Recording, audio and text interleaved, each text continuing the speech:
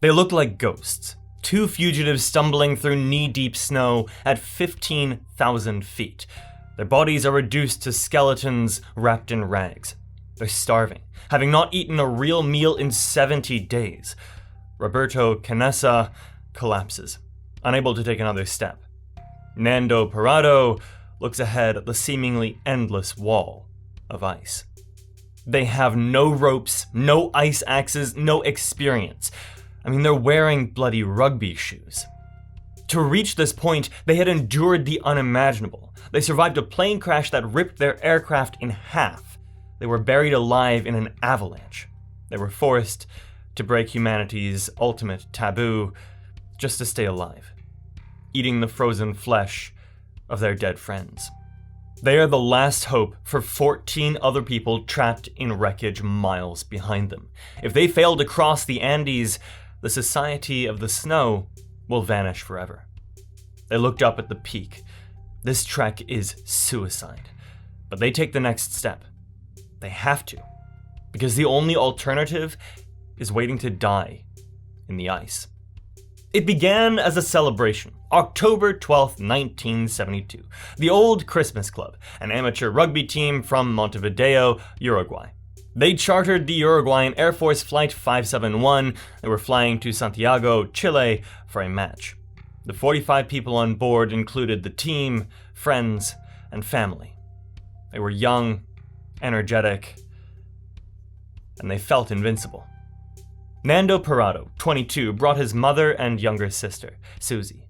Roberto Canessa, 19, was a tough medical student. The atmosphere on the Fairchild FH227D was festive, but they never made it to Santiago. Bad weather forced an overnight stop in Mendoza, Argentina. The next day, Friday the 13th of October, they took off again. The pilots were pressured to cross the Andes.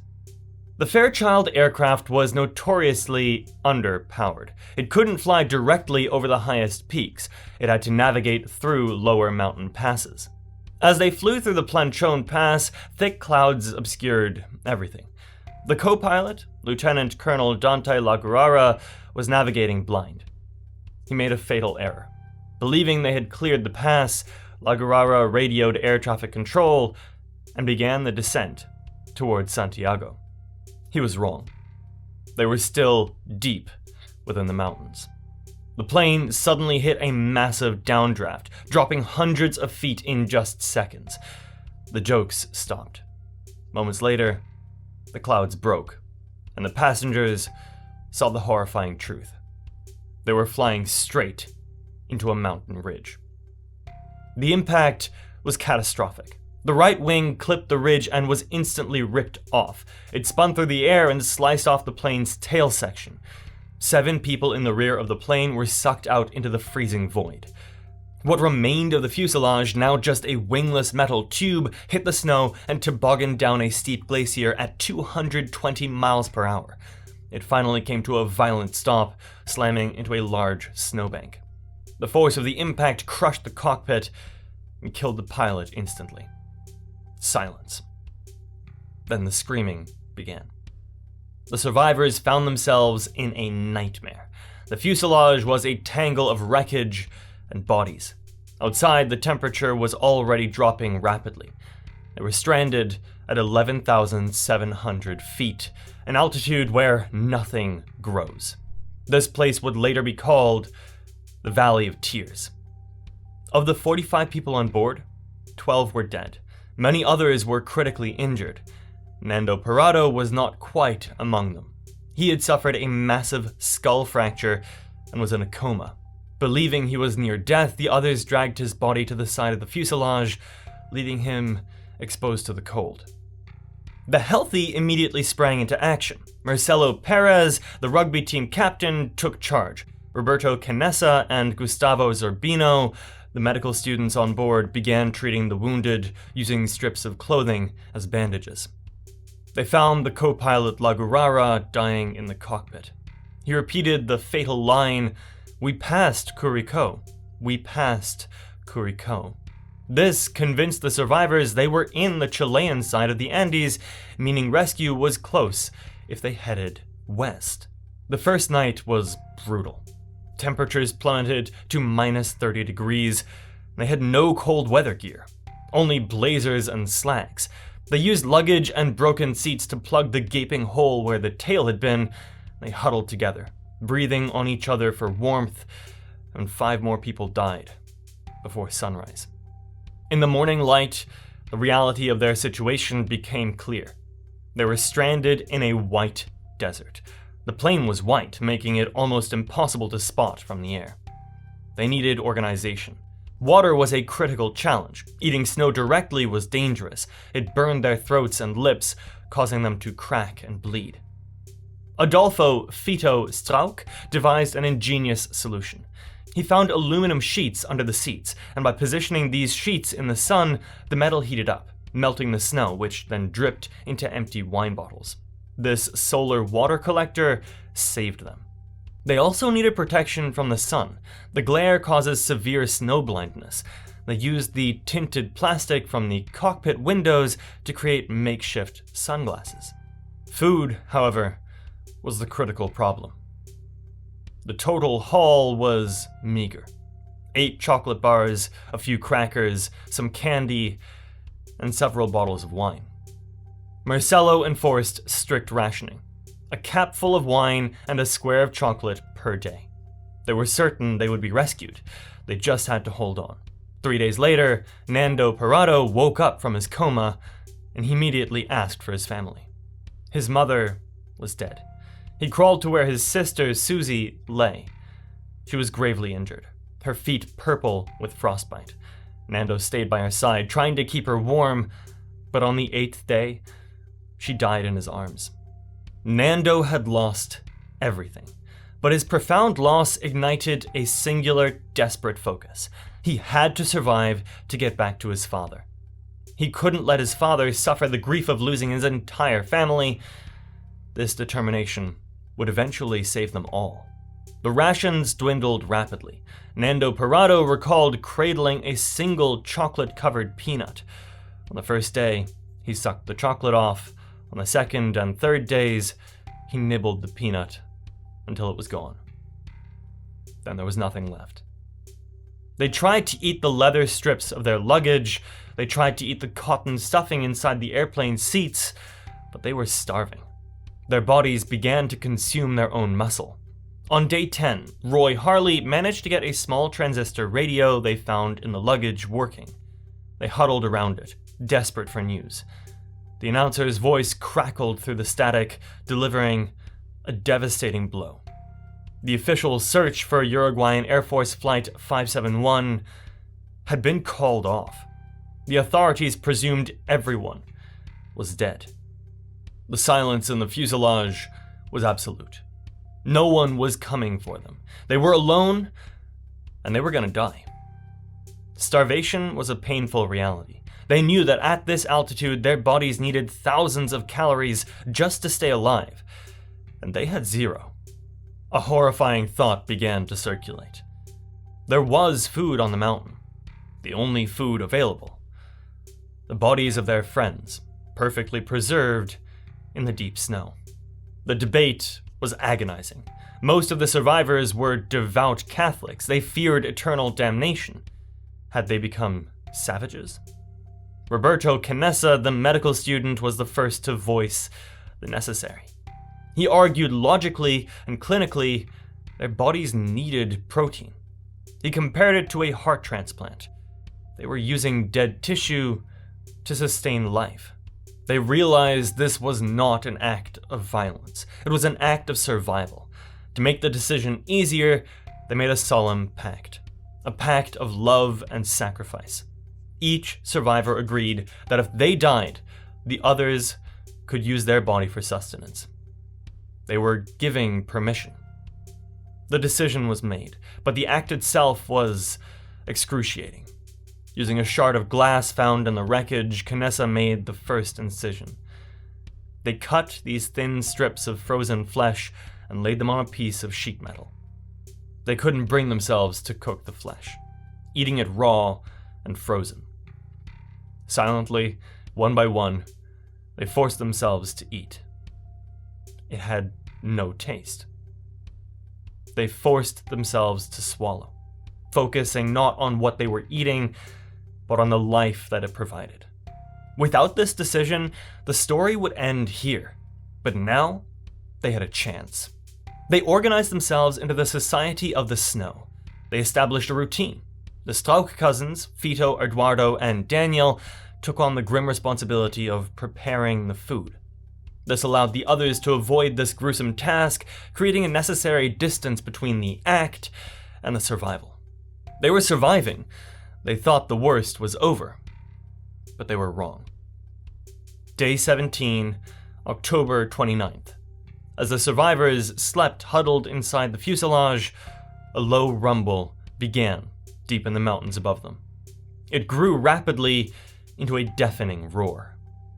A massive wall of snow crashed down onto the fuselage, burying it instantly. The cabin filled with snow in seconds. It was heavy, wet, and suffocating. Total, absolute darkness. They weren't just trapped, they were buried alive. 27 people were entombed. Those near the surface frantically began digging with their bare hands, trying to reach their friends, clearing snow from their faces so they could breathe. They worked in a desperate assembly line in the pitch black. When the digging stopped, 8 more people were dead. Among them was Marcelo Perez, the leader who had kept them organized and hopeful. The emotional blow was immense. The remaining 19 survivors were trapped in an icy tomb. The fuselage was packed almost to the ceiling with dense, wet snow. They couldn't stand. They could barely breathe. They remained trapped for 3 agonizing days while a blizzard raged outside. They were trapped in the dark, shoulder to shoulder with the fresh corpses of their friends who had just died beside them. The air grew thin and foul. The conditions were horrific. They had to make the horrific decision to use the bodies of those who had just died next to them in the dark, as the other bodies were now buried under meters of snow. When the blizzard finally stopped, they managed to tunnel out through the cockpit window. The Avalanche had completely changed their situation. It had taken their leader, their space, and their hope. But it also reinforced a crucial realization. The mountain was trying to kill them, and time was now their enemy. It was November. The spring thaw was approaching. Soon the snow would become too soft and unstable to cross, potentially triggering more avalanches. They had to move now, or they would be trapped until the next winter, which none of them would survive. The death of Marcelo forced a new leadership structure. The Strauch cousins continued their roles, but a new determination emerged in Nando Parrado and Roberto Canessa. They became the expeditionaries, the ones tasked with finding a way out. They were given extra rations and exempted from daily chores to conserve their energy. They organized several short expeditions to explore the area. They were hampered by malnutrition and altitude sickness. During one expedition east, they actually found the missing tail section of the plane about a mile away. It was a crucial discovery. Inside, they found suitcases containing some chocolate, cigarettes, warm clothes, and crucially, the plane's batteries. They thought the batteries were their salvation. They believed they could power the plane's main radio and call for help. They tried to carry the massive batteries back, but they were far too heavy. Instead, they brought the radio to the tail and tried to connect it. Roy Harley worked tirelessly, trying every combination to connect them, but the electrical systems were fundamentally incompatible. They worked for days, only to realize it was impossible. The radio remained silent, and another hope was crushed. They were running out of time, but the discovery of the tail section was not a total failure. They found a large amount of insulation material lining the walls. They realized that if they could sew those together, they could create something vital for a long journey. A sleeping bag. They still believed a dying pilot's words that Chile was just to the west of them. But just to the west actually meant climbing the massive mountain that towered over the crash site. Carlitos Paez took charge of the sleeping bag project. Using a small sewing kit found in a vanity case and some copper wire from the plane's electrical system as thread, they painstakingly sewed together the insulation panels. The resulting sleeping bag was their only hope for enduring the climb. By early December, the weather was starting to improve. It was now summer in the southern hemisphere. They knew they had to go now. Nando Parrado was adamant he would go, or he would die trying. Roberto Canessa knew Nando couldn't do it alone, and so he agreed to join him. Antonio Tintin Vizintin was chosen as the third man, primarily to help carry the supplies. They spent the days before the trek preparing their rations. Human flesh packed into rugby socks to keep it frozen and easy to carry. They wore layers of clothing, 3 pairs of jeans, 3 sweaters, 4 pairs of socks. On December 12th, 61 days after the crash, the 3 men set out. The others watched them go, knowing they were likely walking to their deaths, but also knowing that it was their last chance. The climb was brutal. The mountain was much steeper and higher than they anticipated, nearly 17,000 feet high. The altitude made every step exhausting. Canessa and Parrado, despite being the strongest, were severely malnourished. Nando Parrado had lost nearly 100 pounds. They kicked steps into the hard snow and ice with their worn-out boots. The air was so thin that they could only take a few steps before having to stop and gasp for breath. They climbed for 3 days. They realized the journey was going to take much longer than expected, and they made a difficult strategic decision. Vizintin had to return to the fuselage. Nando and Roberto would continue alone, taking his rations. Vizintin slid back down the mountain using a piece of airplane wreckage as a sled. Nando and Roberto pushed on, driven by sheer willpower. Nando focused entirely on his father. He pictured his father's grief and used it to fuel him. He couldn't die until he told his father that he was alive. When they finally reached the summit, they prepared for the view that had sustained them through the agony. They expected to see the green valleys of Chile sprawling below them. They expected salvation. But when Nando looked out, he only saw death. Mountains, endless, sharp, snow-covered peaks stretched to the horizon in every single direction. A frozen ocean of white. There was no green. There was no Chile. The pilot's dying words had been a lie. They were in the absolute middle of the Andes. Roberto Canessa collapsed. His spirits were broken. "We're finished," he cried. "We are dead. All that suffering, all that climbing for nothing." But Nando refused to give up. He looked at the vast, impossible landscape. He pointed to a distant mountain far on the horizon that didn't have snow on its peak. "That way," he said. "We will die walking, but we will not go back." Seeing Nando's determination, Canessa agreed, and they began the long descent. The journey down was treacherous. It was almost as difficult as the climb. They were exhausted, starving, and suffering from dysentery. The terrain became rougher as the snow line receded. They were walking in rugby shoes, totally unsuited for the sharp rocks. As they descended, though, something miraculous began to happen. The snow line started to recede. They began to see patches of rock, then moss, then the first signs of plant life. They found a river. They were leaving the frozen desert behind. They walked for 7 more days, covering 38 miles. They followed the river, knowing that it must eventually lead to civilization. Their bodies were failing. Canessa was barely able to walk, but the signs of life fueled their determination. They found evidence of human activity. A rusty soup can, a horseshoe. On December 20th, the 10th day of their trek, they reached the banks of the Rio Azufre. The river was too wide and fast to cross.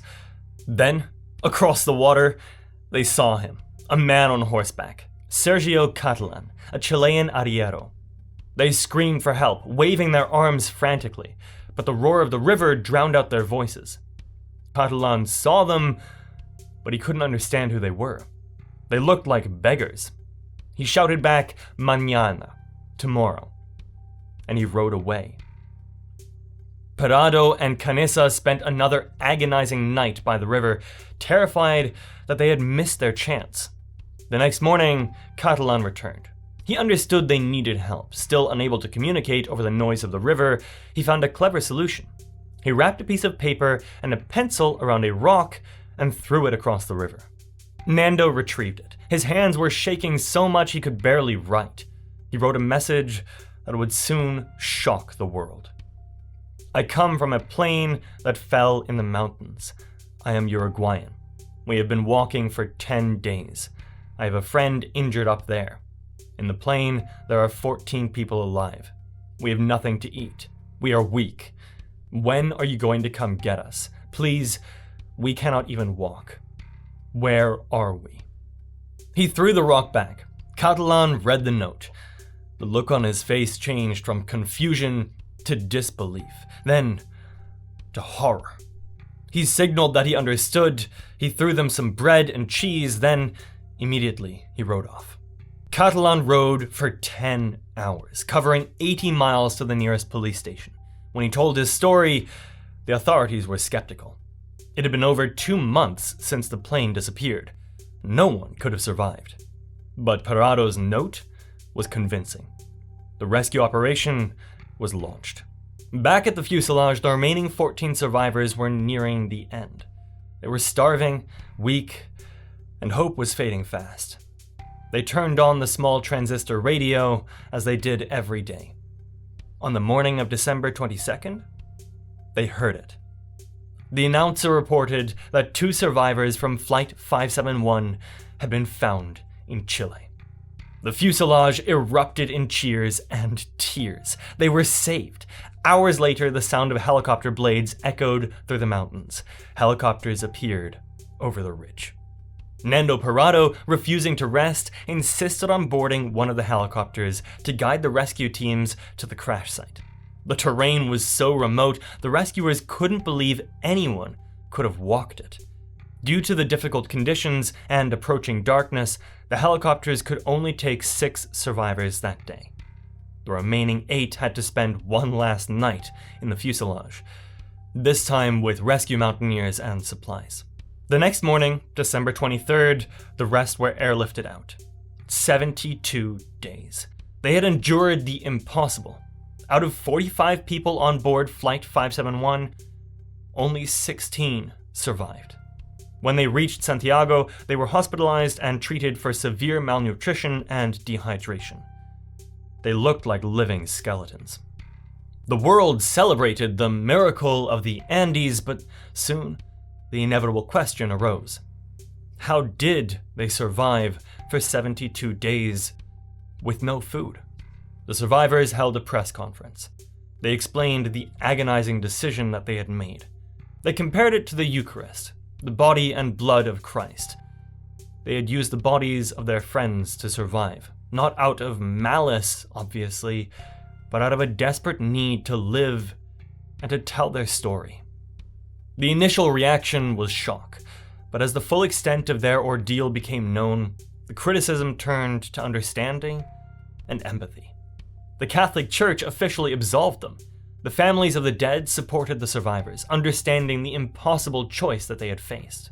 They had formed a society based on cooperation, ingenuity, and shared sacrifice. They didn't just survive the Andes. They had conquered them. You won't believe what the people in these next 2 stories did to survive.